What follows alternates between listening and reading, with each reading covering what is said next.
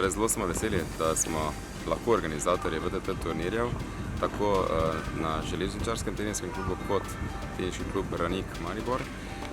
Saj s tem pravzaprav spodbujamo naše mlade igralce k temu, da bi še bolj ciljno trenirali. Tenis je v naših srcih, šport tudi, ljudi naučimo ne samo zmagovati, ampak predvsem po porazih ostati in to šteje več kot sama zmaga.